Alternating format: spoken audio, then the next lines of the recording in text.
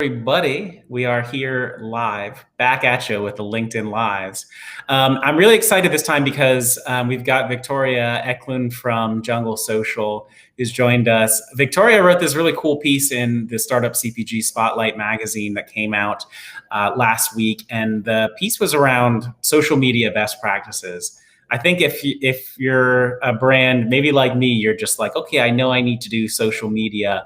I guess I do it and I just will start posting stuff. And you can probably imagine how badly that could go, especially if someone like me does that. And so I think I'm really grateful to have Victoria on, who's going to give us a couple tips. And I think things that can help you think about, like, all right, what do I need to have ready before I even start thinking about this? From a branding perspective, like, how should I go about doing this? As somebody who's done a lot of like social media poorly for like my own stuff, my band, like I can tell you this is a conversation I should have had before going down that road, but now I'm having it. Victoria, thank you for joining us. And thank you for also being so supportive of the Startup CPG community. For anyone who doesn't know, Victoria and Jungle Social have graciously taken over our content for social media as well, working with Wagon just to produce awesome stuff featuring us and our brands. So thank you. Thank you. Yeah. Can you, just before we dig into some of these cool topics, can you just tell us, who is Victoria? What is Jungle Social? Well, first of all, thank you so much for having me. And I absolutely love being part of the Startup CPG community and just getting to connect with all these amazing founders and brands. It's been really great. Who is Victoria? My background is as a creative director. So I started out working at agencies in graphic design and then as an art director and creative director, and decided to start my own agency a few years ago, 3.5 years ago to be exact. And we work with food and beverage brands primarily. And for me, as a creative, just the content production and the strategy behind content production is what I see the most importance in, and also kind of how that connects to your overall brand strategy. So yeah. Perfect. Okay. Really good intro. And so I thought maybe it would be cool if we just kind of went through some of the topics from the article that you wrote, because I thought it was a super helpful overview. I see we've got some viewers here also. Hey, IRB, nice to see you here. If you guys have questions as we're going through, you can type them in the chat here and we'll make sure we cover them. So thank you.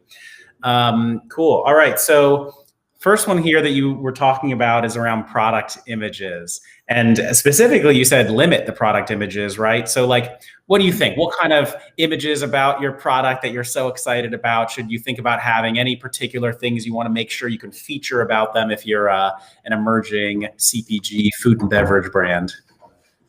Right. So I think what's really important to keep in mind is that you want to bring value to your audience. So simply posting images that are promotional, like content pictures that are just of your product primarily, aren't necessarily giving your audience anything as far as value. So there's a few different things to keep in mind. For one, if you're a new brand, you're a startup brand, yes, you want brand awareness. So you do want to show your product. You do want to get that brand awareness and for people to recognize your packaging. However, your entire feed cannot be just your product images. You have to have some kind of strategy behind that. And the way that we normally go about that is first looking at your audience, who they are, and what kind of content is going to be relatable and valuable to them. And then we create categories. So, within their interests, beyond just your product, what are other things that they might be interested in? So if you're a healthy granola bar, then, you know, and you're vegan, for example, then your audience most likely will be interested in other things to do with veganism, a community around that, build a community around that, you know, and then maybe things that have to do with fitness, that have to do with vegan restaurants in your neighborhood, whatever, something else that gives them value rather than just, you know, product images. And not just your box of granola or your bag or your pouch, but also like, cool, what's in your granola and where does that come from? And like, what are some interesting things happening there, right? Or just whatever you think your target audience might be interested in also. Cool. Well, I think that's maybe another really good one to go to, because actually the next point that you talk about in the article is know your target audience, right? And then maybe also that will help you figure out what kind of thing, how to communicate with them. How can you speak to them through some of these images? So like, how have you seen brands do that? Or how do you talk to them about trying to figure out who their target audience is and what, like, why is that important for social media? Right. And that is something that's part of your larger brand strategy, right? So it's not often necessarily something that your social media agency does, but it's something that is really important to us. So if it's not something that you already have in place, it's something that we will work with you on, because knowing who your audience is just, I mean, it's critical. It's one of the most important things. And specifically, who are they? You can't get granular enough, I want to say. So we like to create consumer profiles where we kind of go into their favorite color, their favorite restaurant, their favorite animal, what kind of video games they play, what TV shows are they watching right now. You know, all of those things play into who they are as a person and how you can touch something in them, you know, how you can reach them and relate to them. So based on that, you create everything else, the visuals, as well as the voice, the tone of voice, and how you talk to them in a way that they're going to receive. Mm-hmm. So, yeah. I like it. Yeah, that makes a lot of sense. In case anyone considers me their target audience, my favorite animal is my dog, Sophie. So if you like put a picture of her on the Instagram, I will buy the thing, which some like dog pillow companies do, but maybe days. I think that's a really cool point. And, you know, as somebody who I personally do spend a lot of time trying to help people understand who their target audience is, and, you know, ways that I would recommend doing that is you can run a survey. If you have a product that's on shelf and you want to figure out who it is, you can put it up somewhere like SurveyMonkey and say, how likely are you to buy this? Like, only survey people who are in your category, like people who, you know, buy dog related products or pillows in general. And then like, how interested would you be in the dog pillow? And then you can just understand, like, cause you ask a lot of demographics questions. Who are they? The ones who really say, like, I am so likely to buy this thing, and like, where do they live? And then you can look up like all the ways you can actually target people on Facebook and Instagram, these different pools of interest, and like ask them those questions, and you'll find some really interesting things about who that audience is, and just dig deeper and deeper so that somebody like Victoria can come and help you and just knock it out of the park. And find your ideal consumer, that one specific person who's your ideal consumer. And obviously it's going to be slightly different strategy-wise for different brands, right? Some brands kind of already know who their consumer is, and they want to maybe expand that to a new, different audience that they haven't targeted before. Some brands kind of want to shift and know exactly who they want to target, but they're not reaching them. Like, so it really depends. But the more information we have on that, the better. Okay, and then I think that maybe ties into the next thing that you write about in this article in the Spotlight magazine, for anyone following along at home, available on startupcpg.com, is valuable content, right? So it seems like that's going to play in pretty nicely to like, okay, now you really know like the one human who is most likely to buy your product, and like, okay, you figure out stuff that's valuable to them. Any just general guidelines on like how to make sure your content is valuable in addition to like, relevant product images and making sure you know who you're talking to? Yeah, I'll definitely answer that. I just saw that we got a question from Ken, so maybe I want to answer Please. the question really quickly first. Thank you. So you said that you've been overloading with product images and you recognize that. And you're asking, what about posting use cases and case studies of my product? So I think it absolutely depends on what your product is. So with a lot of food and beverage, of course, you want to have images where it's being used, where the consumer, your ideal consumer in this case, can imagine themselves with your product. Like, what would they be doing while they're drinking your juice? Like, where would they place this image, like, in their life? So yeah, that's where lifestyle images come in, and that's another type of content that we kind of create. And then if you have some kind of product that's maybe not so well known of like what it is and how you use it, if it's a new category, it's very important also to have educational content, educational content. So I looked up because Ken and I are connected on LinkedIn, and I was looking at his profile. I see that he does beverage alcohol sales. Some of the most interesting stuff that I've seen around alcohol, like, okay, I know someone who is a mezcal maker, and just like a video from him explaining where they actually found the distillation method that they used in this one particular village, and telling the story there about like this really unique way that they figured out how to do it, and like the production of this thing. Like, that was super interesting to me as kind of like maybe more of a case study perspective. And then use cases, like, of course, there are some amazing bartenders you can get out there who are like, a lot of them are at home right now, and they would be very interested to collaborate with you and do some use cases. Including my friend Lynette, who's on our Startup CPG Slack, who is a master bartender, cocktail maker. She's actually, if you go to masterclass, she's the one who does the how-to, like, awesome cocktails masterclass. So she's on our Slack. If you're not on the Startup CPG Slack, go to our website, click on the link, and you can message her and talk to her about some use cases. I think it'll be pretty cool when you get that like validation from someone epic on this is what you do with the drink, and then it's going to be amazing, it's going to be delicious. Everyone at the party will be like, who is this magical host who gave me this incredible drink? That's like my dream as somebody who likes to host, for everyone just to be like, wow, you had the best cocktail here I've ever heard of. I'm going to like do this when I have a party next time. Yeah, and with that, doing lives and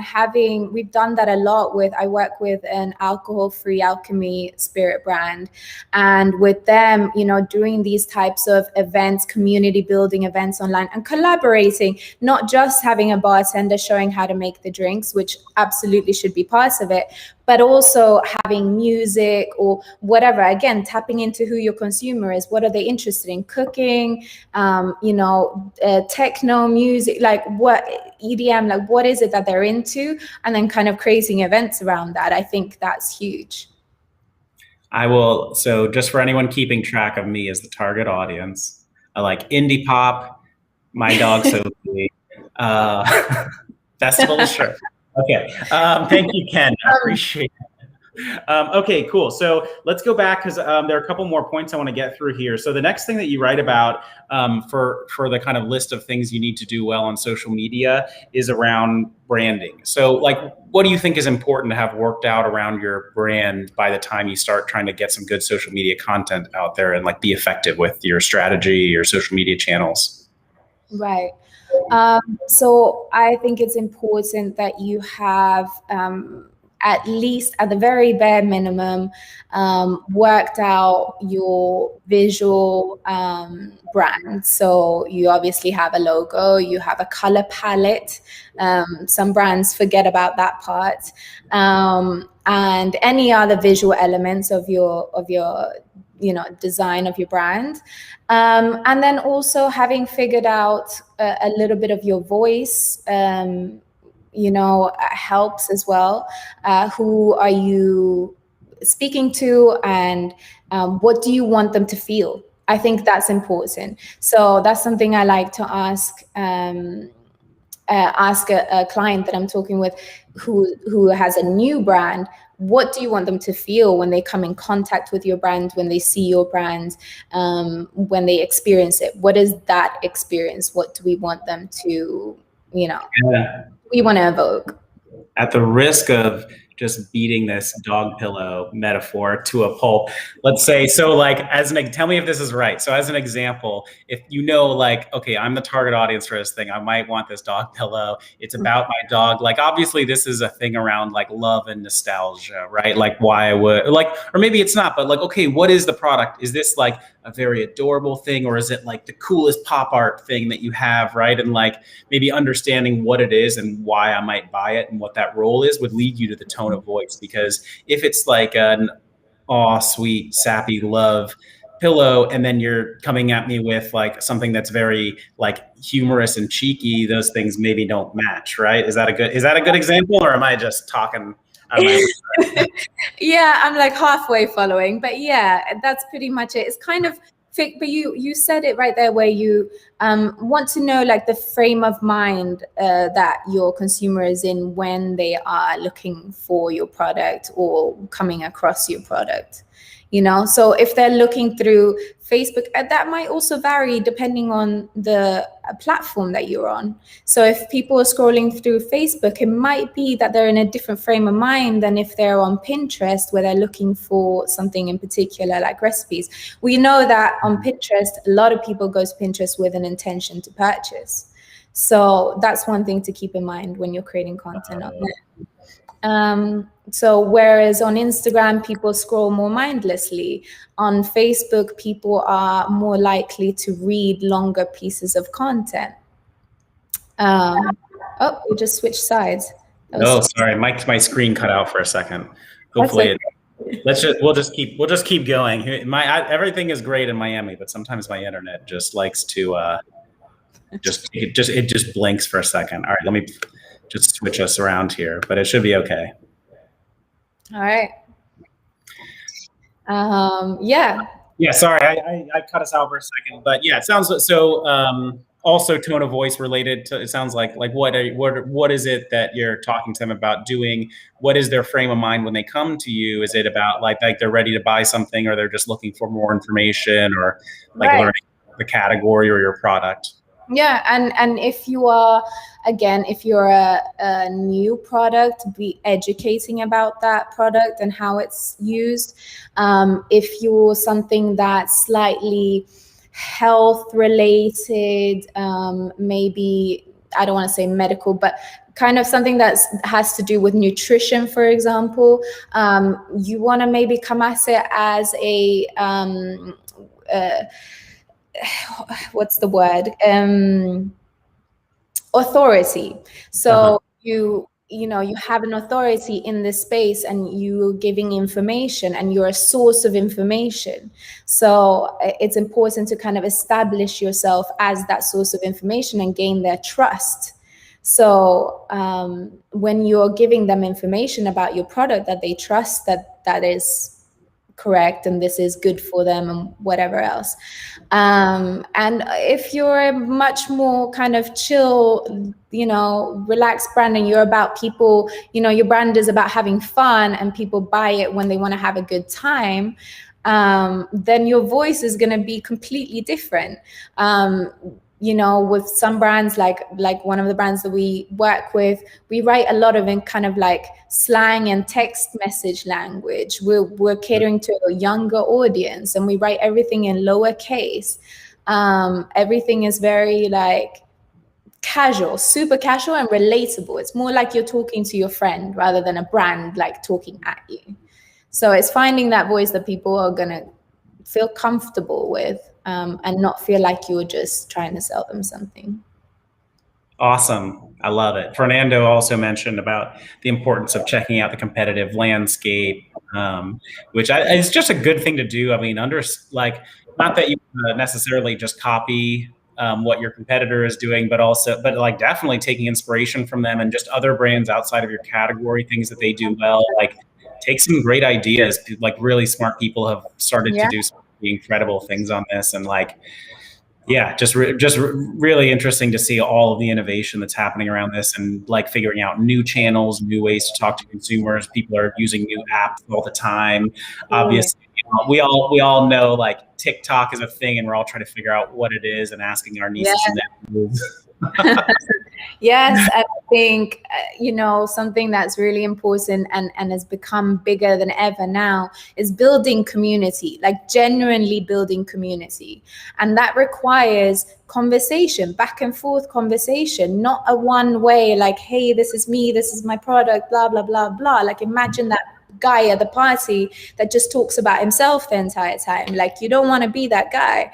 So, you just like having back and forth conversations, interacting with people genuinely, building a community. And you'll see one thing that I think with TikTok is amazing. It happens on Instagram as well, but more on TikTok, is people connecting with other people in the comments. So, you already have something in common. The fact that you're both on this post at this moment, you have something in common, you have a common interest. So people start conversations in the comments, and people sometimes take it out of there and, will create their own little chat groups. And that's something that's becoming more and more common. So I think that has a lot of value. And then of course with Clubhouse and Discord and these types of other channels, Slack, there's a whole other opportunity for people, again, to connect with people who are like-minded and who are part of the community, which that's something that we all crave, I think. Right on. Well, speaking of back and forth conversations, I have enjoyed this one, and thank you for being part of the Startup CPG community, which I agree is a community because we have the Slack channel where everyone contributes, everybody, posts about the things that are important to them and their questions and tries to help each other out. And I mean, I think for me, it's a really good example of, as somebody who's now starting their own brand, like I would love to find something like that where people just feel like ownership of it and a lot of like interest and passion and commitment. And, I think, kind of going back to what you were saying before, for us, that's just was a lot of like figuring out who this is really for, like that one person, which is for us an emerging brand of like 1 to 5 people, and what we really can do to be useful to them. And then everybody else who wants to come and be useful to them too also has come in and joined the community. So that definitely speaks to me, although it's a little bit of a different offering, obviously, but very well. So Victoria, anyone who wants to follow up with Victoria, who is part of our Startup CPG team, also helping us out with social media content. So you can follow up with her on the Startup CPG Slack, link via startupcpg.com. Or I'm just going to post, if you're, I don't know, maybe I should ask if I can post your email on the comments here. Yeah. I'm like, oh, maybe. So I'll post it right here. It's Victoria at JNGL, like jungle, without the vowels, social.com. And you can see it in the comments here, just making sure I spelled it correctly. And I did. Cool. And Victoria, thank you so much for that amazing article. Just super helpful primer and tips and things we just should all start thinking about soon. And thank you again for everything that you do for the community. Thank you so much, Daniel. This has been great. Thank you. Bye, everybody. Thanks for all the comments. All right.